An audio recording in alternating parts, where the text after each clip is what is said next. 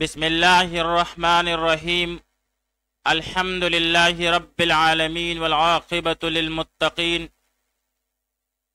والصلاة والسلام علی خیر خلقہ محمد وآلہ واصحابہ اجمعین۔ آج زاد الطالبین میں ہمارا 86واں سبق ہے، جس میں ہم حدیث نمبر 79 کا ترجمہ، لغوی و صرفی تحقیق، تشریح اور ترکیب کے بارے میں پڑھیں گے۔ حدیث نمبر 79 ہے، لا طاعت لمخلوق فی معصیت الخالق۔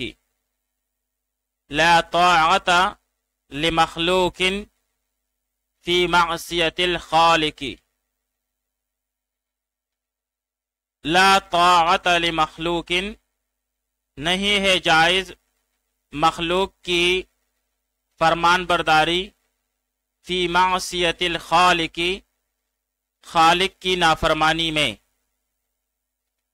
لا طاعت لمخلوق، نہیں ہے جائز مخلوق کی فرمان برداری، فی معصیت الخالق، خالق کی نافرمانی میں۔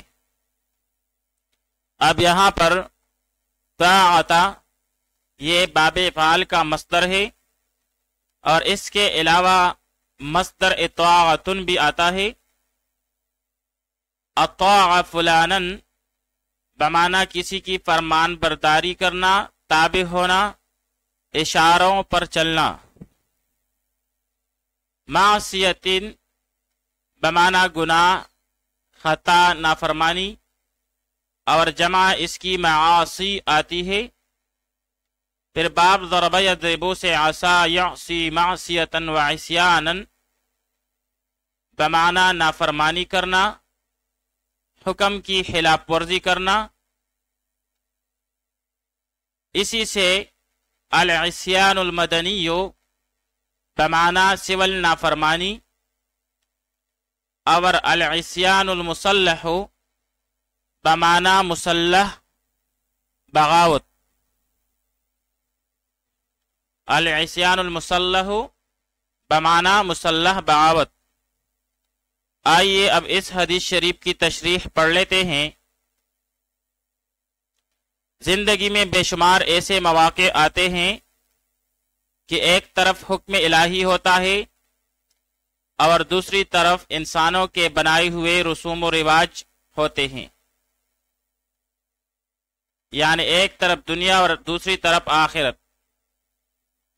تو بھائی یہ امتحان ہوتا ہے جس میں کامیابی کے لیے آپ صلی اللہ علیہ وسلم نے اس حدیث شریف میں ارشاد فرمایا کہ لوگوں کی خاطر خالق کی نافرمانی جائز نہیں ہے۔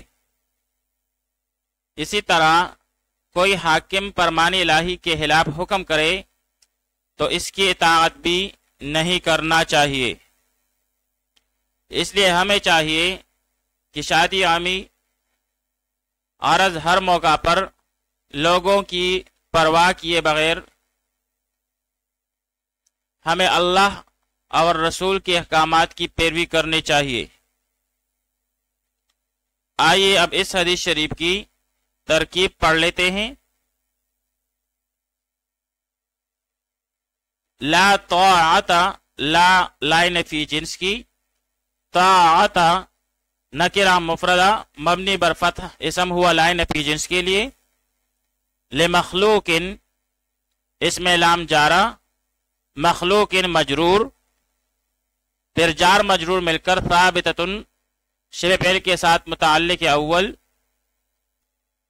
پھر آگے جا کر فی جارہ معصیت الخالق، معصیت مضاف، الخالق مضاف الیہ، پھر مضاف اور مضاف الیہ مل کر یہ مجرور ہوا فی جارہ کے لیے، پھر جار مجرور مل کر یہ ثابت شبہ فعل کے ساتھ متعلق ثانی، پھر ثابت سیاہ اس میں فاعل شبہ فعل اپنے ہی ضمیر فاعل اور دونوں متعلقوں کے ساتھ مل کر شبہ جملہ ہو کر خبر ہوئی لائن فی جنس کے لیے، پھر لائن فی جنس اپنے اسم اور خبر سے مل کر جملہ اسمیہ خبریہ ہوا۔